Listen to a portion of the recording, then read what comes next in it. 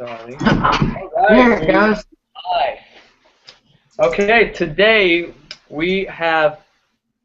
I was gonna say we have Olly Richards, the Polyglot, but he just Still lost Olly.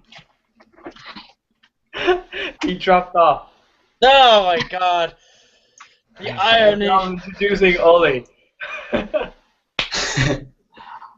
Okay, well I think he will be back definitely.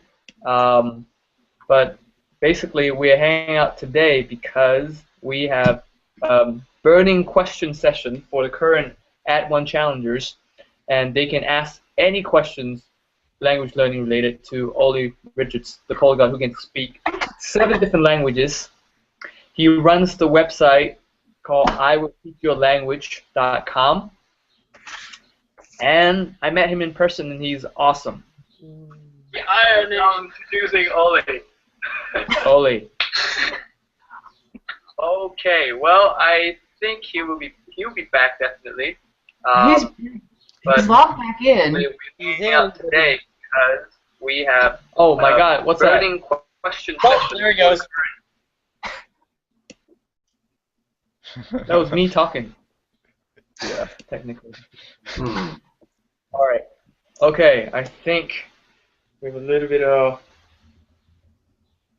Okay. What's going on? I think I lost you guys for a bit. I'm back. Okay. Welcome back. Everything suddenly crashed, but I had to restart it. But it's all good now, I think.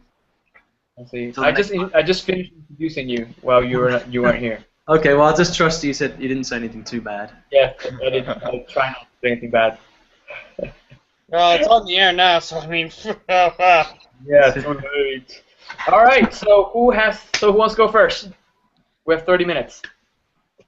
Let's go. I can go first. All right. Go ahead, Rick. Can you guys hear me properly? Can you see me? Hear me? Yeah. Okay.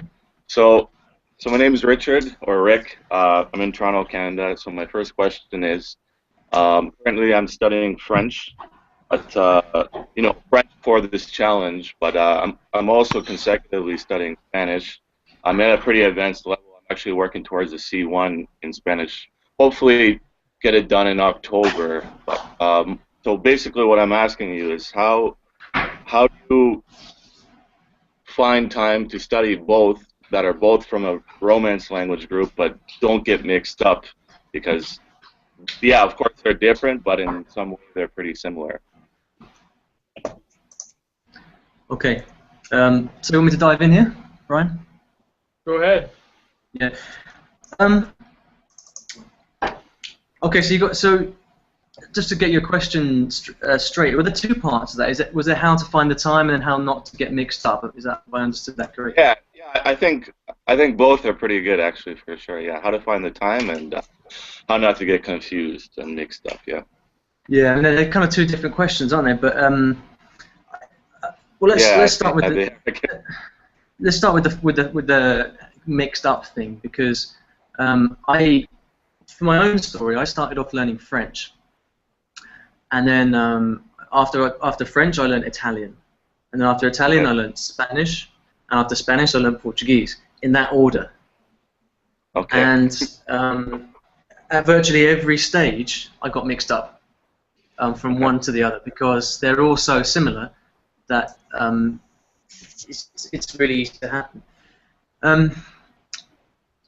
I think that for me what I tend to say in terms of mixing languages at the same time is that for me personally, I find it really hard to learn 2 languages at the same time. It's not to say that you can't. I think you definitely can, but I think for me, I always try and get in a zone with a language and get very, very focused on one of them. And so that kind of involves having a sort of second life in a way, so that from your day to day, every minute that you can, you spend immersed in that language, and that the fact that you go really deep with it, I think helps you to make progress much quicker than you could otherwise. So for my own to study 2 languages at a time. If I needed to do that, then I think what I would probably do is separate them and have I'd have times when I just did French and then times when I just did Spanish. So I might do, for example, a week of French and then a week of Spanish and something like that. Because by doing it that way, you really have the opportunity to really immerse yourself and to go deep in one of the languages for a certain period of time. And I think that also helps with not getting it mixed up. Because after I learned Italian, I started learning Spanish. And one of the things that I found was that because I didn't keep up my Italian, I lost almost all of it. And these days I can't really speak very much Italian. I can still understand quite a bit. But I went all in with Spanish and then forgot the Italian afterwards. And so I think what that also says is that you need to try to be using them both on a regular basis. And if you neglect one of them for too long, I think inevitably you're going to start getting confused because they're so close. A lot of the verb forms and the nouns and everything between these languages are really close. So I think I'd say my general approach would be for studying, try and separate them. Spend some time getting very deep into one, and then some time getting very deep into the other, so that you keep maintaining them both at quite a deep level. Well, how much sense does that make? Makes sense, but in regards to separating the languages, would you say like in intervals of days or weeks, or would you say like what do you think? Would you recommend still like 1 hour French, maybe 5 days a week, but also sorry, let me say it again. 1 hour of French a day, but also 1 hour of Spanish that same day, or separated in more than 24 hours? If it were me, I'd separate it by a period of a couple of weeks, to be honest. Okay. So I would do just Spanish for a couple of weeks, and then just French for a couple of weeks. Perfect. If you've got a lot of time, then it might be a different story. If you can afford to spend 3 or 4 hours a day doing it, then maybe that would be different. But like I say, I think not many people do. But I think the main benefits for learning like the condition where you learn most in a language is when you're going really deep in it. Whether maybe you're living in a foreign country and you're immersed in the environment, or you're just spending all your time doing one thing. It's that focus and that push that really makes the learning happen, I think. So I'm not saying that you can't do both at the same time. I'm sure someone else might give you completely the opposite advice, but I've certainly found in all the languages that I've learned that the way to really make progress is by making that one language everything in your life for a certain period of time. Yeah. All right. So let's do the next question. Thank you very much. Who's next? I can go. Or go ahead. Come on, go. Okay. Hey, Ollie. Hey, so I just had a question since I'm also learning Cantonese. But I guess one of the things that I wanted to ask is that what would be your suggestion on one of the things to focus on as a starting point? Because I know for me, so I've learned a couple of words, and I did my first, I guess, Skype with a tutor. So would you prefer, or would you suggest that I kind of focus on, pronunciation? Is that, although, that is probably key since, different pronunciation kind of portrays different meanings and different words. Or would you also prefer, that I start off with grammar and how I structure my sentences? Just any advice on, when I'm for beginners into Cantonese. Yeah. Okay. Yeah, that's a really good question. Can I just ask, is it your first foreign language, or do you have any other linguistic background? So I also speak Vietnamese, a little bit of Spanish, and that's probably it. Okay, that's pretty good. So I don't know about Vietnamese. I don't know how similar it is to Cantonese, but Yeah, so your question was starting out in Cantonese, and I guess you're starting from 0. Is that right? I do know. I mean, I do know some basic things. I've tried to map out the tones for the most part. So I can kind of just give you a little bit of background. Vietnamese is also a very tonal language, but our tones are a little bit different.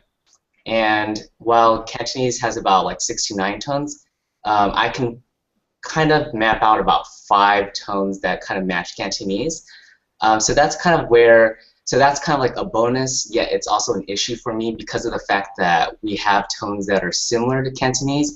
I'll try to map everything out to like the Vietnamese tones, and that's kind of where I go into a danger zone because then I start speaking like it's like a Vietnamese Cantonese type of thing. So I'm kind of trying to take shortcuts, but that's probably harmful for me too when I'm starting to learn out the language. Yeah, I see what you're saying. In a funny way, that's also it could be an advantage for you, but it could also be a setback, just like with Rick's question about French and Spanish. So here's what I would say. From my own experience, that I find tones a lot less difficult than I used to, and the reason is because I was very focused on them right at the start. And from what I know about Cantonese at this stage, the tones are absolutely everything. If you get the tones wrong, you may as well not be speaking because so much of the time it's just not going to make sense, or you're going to be saying something completely different. So although it does take a bit of time at the beginning, I'm going to say that you should put all of your effort into making sure that the tones are right at the beginning. And if you're having chats on iTalki with a tutor, that's great. And I would ask them to be on your case every single second about the tones. And if you're saying something wrong, I get them to jump on your back straight away, because it's hard. So you need to focus on it. But we're all doing this for the long term, right? And I think the most important thing for the long term in Cantonese is that you get your tones right. Because as soon as you get a bit stronger with them, you start to recognize and you start to hear the tones in new words, and so it becomes automatic after a while.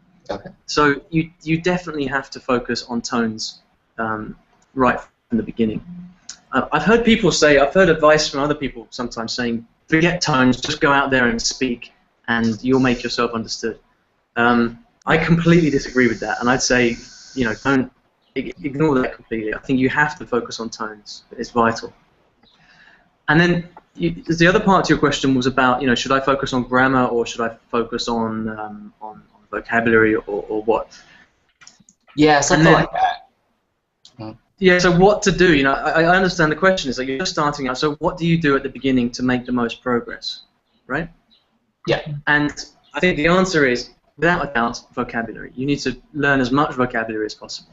Okay. And I think for Cantonese, you can pretty much ignore most grammar at the beginning, because it's not that difficult and it's very logical. Okay. Maybe not advanced, intermediate, advanced grammar, that's different, but for the basic Cantonese, the grammar is very, very logical, subject, verb, object, and you can make yourself understood very easily without using much grammar. Okay. But in order to make yourself understood, you've got to have vocabulary. So I would focus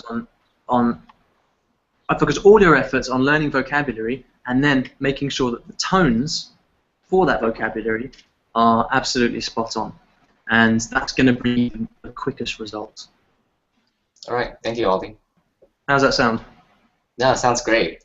Because I think recently I've been kind of focusing a lot on grammar, but after hearing this, maybe I'll just kind of go back to my flashcards and pick up the vocabulary, because I've kind of been like dropping off of that recently. Yeah, I mean, listen, with vocabulary and with a lot of grammar and not much vocabulary, you can't say anything. Yeah. But with lots of vocabulary and no grammar, you can say a lot. Okay. So if you do like an 80-20 analysis of what to spend your time on, okay, it's vocabulary all the way. All right. All right. Great. So next question. Marine's already asked it. My question is how you manage to maintain all 7 languages to a good level. Okay, I just made a video about this actually, and but I couldn't upload it because I lost the USB cable from my camera. And the answer is, I'm going to give you a really honest answer, and it's that I don't do very much to maintain my languages. And it's not a very helpful answer, I know, but the reason is that for me, when I'm learning a language, it's because I have a very real reason to do it at that time. So, you know, when I was living in Paris, I had a very real reason to learn French because I was there. When I was living in London, when I learned Portuguese, I had loads of Brazilian friends, and so that was my main reason. If I change my environment and I don't need to use that language every day, I lose the motivation, I lose the why in learning. So I don't make a great deal of effort. It doesn't mean so much for me to spend, you know, I don't know, 20 minutes every night practicing each language. And it does mean my level does start to drop off after a while. But the thing is that I think when I do learn a new language, like I said before, I go very deep on it, and I tend to get to quite a good level, and I don't stop until I do get to quite a good level. And I think the fact that you get to that level means that even if you kind of drop down a little bit, you can, if you were to go back to the country and speak for, you know, a week or so, it all comes back very, very quickly. And as soon as you've got that reason to speak again, it comes back. So I understand the question. I think the big secret to being able to speak lots of languages is for each language you learn, just get as good as you possibly can with it, and you won't lose the core. Cool. Next question.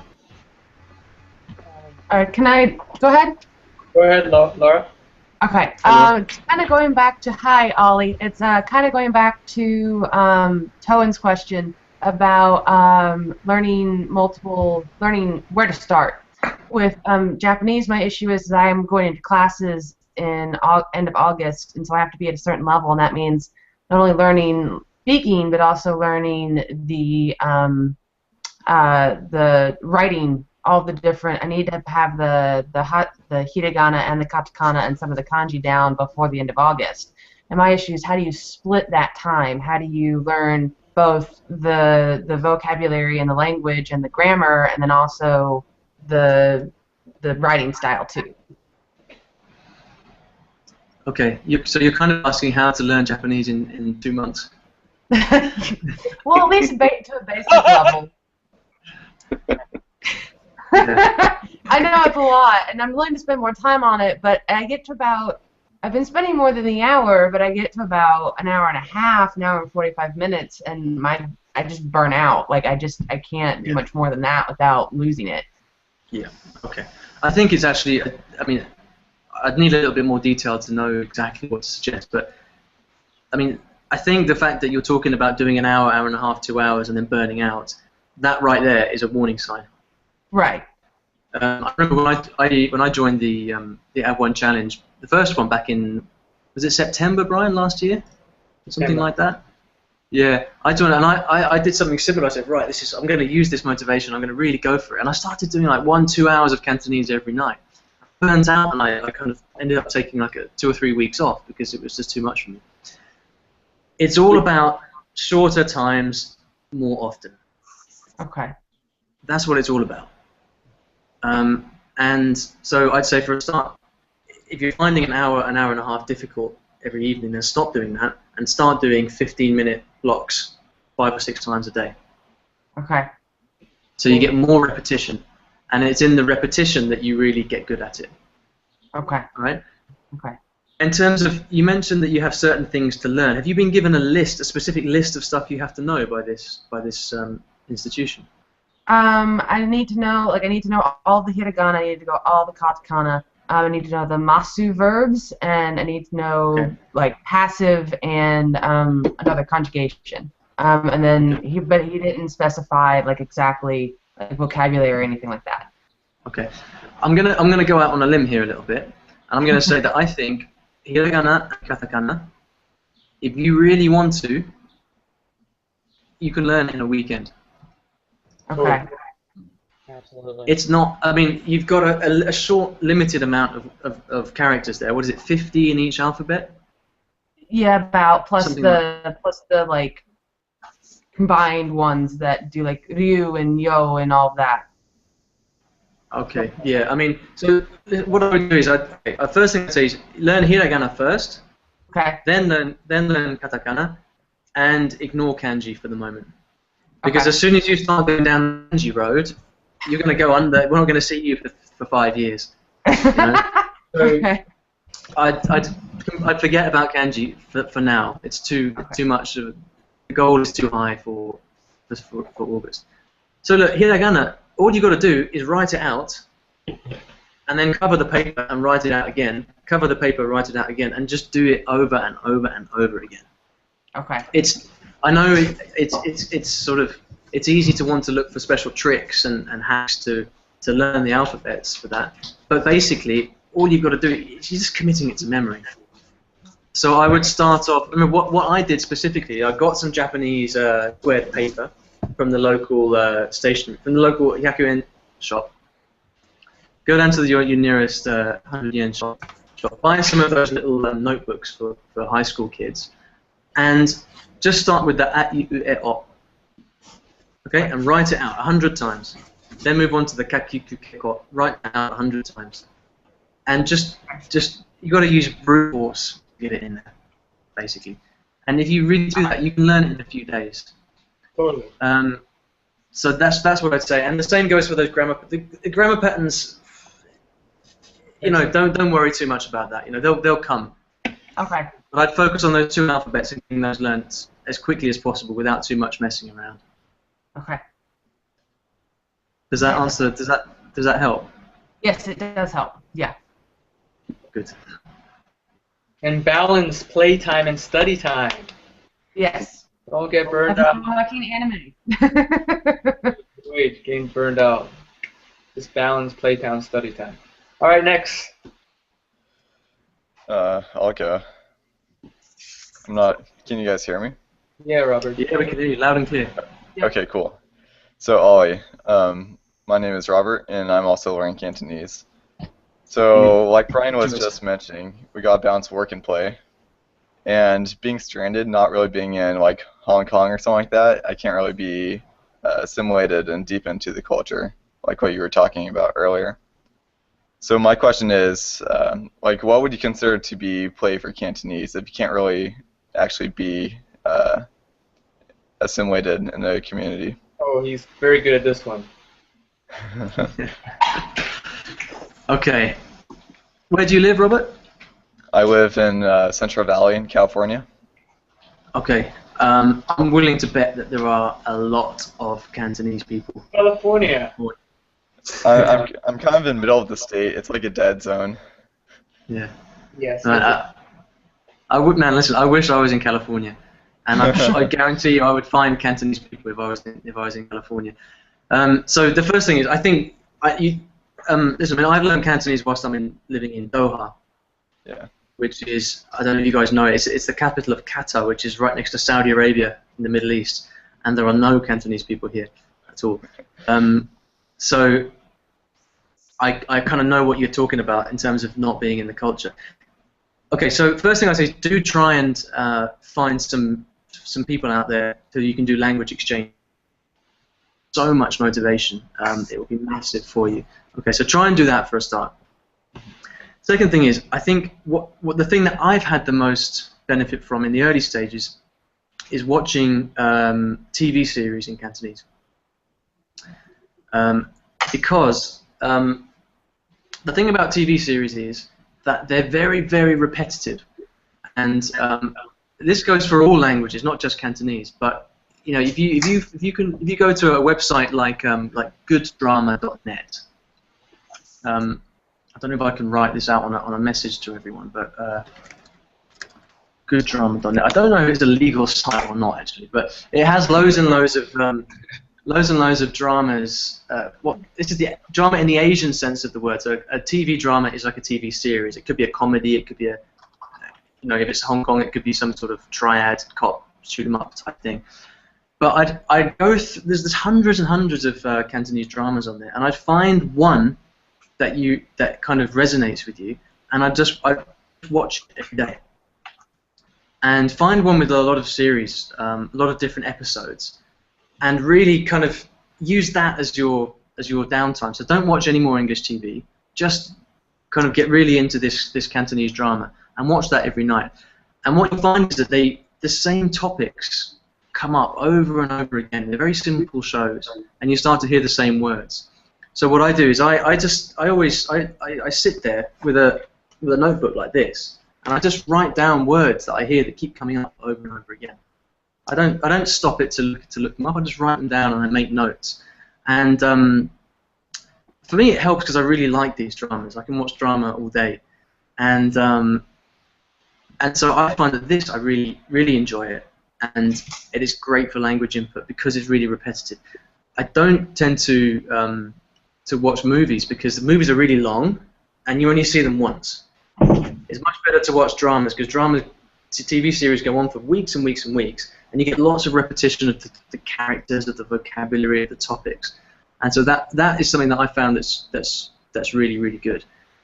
But it is difficult with Cantonese because it's difficult to find stuff transcribed because Cantonese is a spoken language.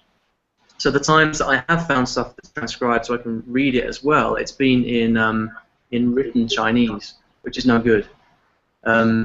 So yeah, I'd say definitely look at TV dramas, and then I think when you get to intermediate level, you've got other options. You've got books that you can buy, which are audio and text, which are fantastic.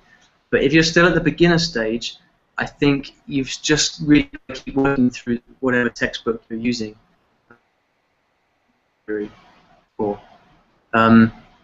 So that's what worked for me really well. So I'd say, yeah, number one, find where those Cantonese guys are hanging out in California, and then start watching some cool TV series and do it every day. Watch an hour a day of that stuff. There are Chinese people everywhere in the world. I mean, a couple of years ago, you could have found Brian in California, right? Yeah, but yeah, Brian, want to come back over? Just kidding. No conversation. All right, who's next? Brendan, you got one? Yeah. So my name is Brendan, and you mentioned earlier about getting to a certain level where, like, even when you aren't like kind of in the culture, it'll all come back to you. Like, you're not surrounded by the language. What would you, in terms of like, how would you describe what that level like is? Which I know it might seem like, I don't know, could be a vague thing. I don't know. How would you describe getting to that level where even if you find yourself not practicing it actively, if you suddenly find yourself going back to, France or wherever, whatever language you already have learned, how would you? I mean, like, what's that level? Where's that level? Yeah, it's an interesting question, and the thing is, I know that it's kind of difficult to, until you actually get to that level and you've experienced it, it's kind of difficult to know.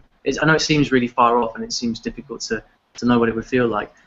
But for me, that level is basically after having had that language really integrated into my life, which means having friends, like genuine friends that I would spend time with speaking that language on a regular basis. Or else hanging out, being in that country and using that language on a daily basis to a point where I'm basically kind of running my sort of day-to-day life in that language, or a big chunk of it. So to give you some examples, I mean, and that's not to say you have to live in the country, because my two strongest languages, which are probably Spanish and Portuguese. I've never lived in Spain. I never lived in Portugal. I have spent a bit of time in Argentina and Brazil. But I learned them in London, and when I was in London, I had a lot of really close Spanish friends and a lot of really close Brazilian friends, and I was using that language with them, you know, every day or 3 or 4 times a week at least, and it was all I can.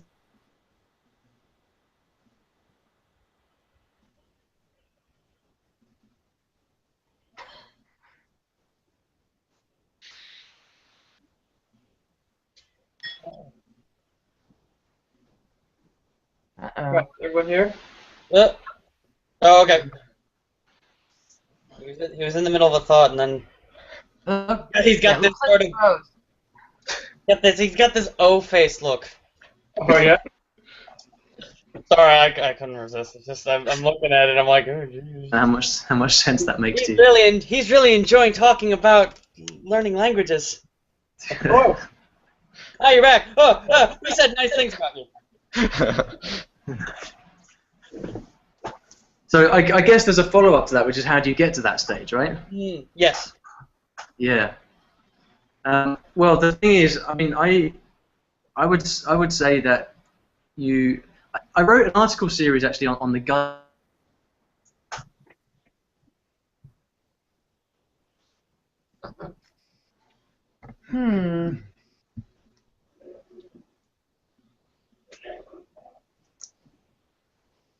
He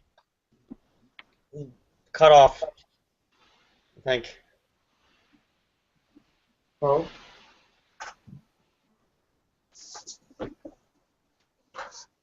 We're still here, right? So just him, probably. Yeah. Yeah.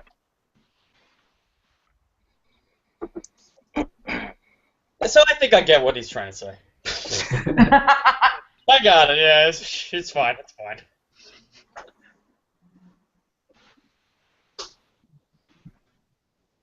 I mean, you're in Japan, so you know once you can communicate with people, you're satisfied and you're at the level. Yeah, I don't know. It's strangely enough, I think before I really got into the group, because I was a latecomer because of some technical difficulties. I actually yesterday I was arranging for a party on Saturday. It's going to be, you know, English teachers, Japanese English teachers, ALTs, just meeting up in the big city in Koga, and one of the ALTs I know there suggests I go to this restaurant. I go there, and the guy, I was actually kind of surprised because, you know, Ibaraki seems like it's the kind of place where English isn't as prevalent as, say, like the bigger cities, you know, like Tokyo or Osaka or whatever. But the guy there spoke English. But interestingly enough, there was a woman. I think she seemed like she's probably like a regular at the restaurant.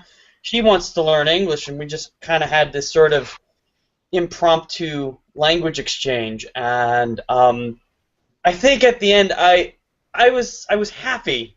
I was happy with the exchange. Maybe not so much with my Japanese ability. I mean, she understood me, and when she tried to speak in English, I generally understood her. It was okay, but it was a kind of a cool experience. So, all right. Hey guys, sorry, I think you lost me there for a minute. Yeah, we did. What was the last thing you heard? I actually didn't get any. Like you were about to say with a follow-up on the how to get there. How to get there, and then like right at the moment. Okay, so very quickly then. Very quickly, I think so what if you're successful, what does it look like? And for me, it looks like having friends, real friends in the language, in your day-to-day life. Okay, that's what it looks like. So you need to start at the end and work backwards. And I think to do that, if you're in Japan, right? Yes. Brendan? Yeah. So I'd start to sort of take a look at your life and think, okay, how much time am I spending with English-speaking people? How much time am I spending with Japanese-speaking people? Be really honest about it, and think to yourself, right, if I'm not spending enough time with Japanese people, unless I make some kind of change here, I'm not really going to get there. And so I'd start, the way that I would suggest doing that is starting with your interests and thinking, what are you interested in? And then figure out how you can do that in Japanese. So if you're interested in drawing manga, then go and find a manga class. If you're interested in jive dancing, which you may or may not be, then go and find a jive class. You know, if you're interested in I don't know, tea ceremony, go and find a class. So start to do stuff that you're interested in, and then hang out with Japanese people that are interested in the same thing. Yeah. Okay. Because then what brings you together is your common interest. The language is secondary then. Okay, so then you're not worrying so much about do I know the word for this? You're focusing on your interests, and that's authentic, you know. Yeah. So if you start to do that, then people are gonna be interested in you for you and for your own interests, not for your kind of Japanese level. And so I mean that's what I did. I ended up, when I was in Japan, I ended up hanging out in loads of salsa bars and doing salsa dancing and stuff like that, and I met loads of people there. So you know, that's what I think you've got to do. Cool. I guess I'm going to be hitting up the karaoke bars. There you go. Karaoke club. Is there such thing? It's Japan. There's got to be. Yes. All right, guys. I think that's it. That's all the time we have. That's 30 minutes. And thank you so much, Olly. You're welcome. Did we get through everyone there? Yeah, everyone got in the question. And thank you everyone for participating. And we were gonna have another one next month. So I'll see you guys then. All right. See you later. Thanks a lot. It was great fun. Thanks, Olly. Thanks, Olly. Bye. Thank you very much. Take it easy. Okay.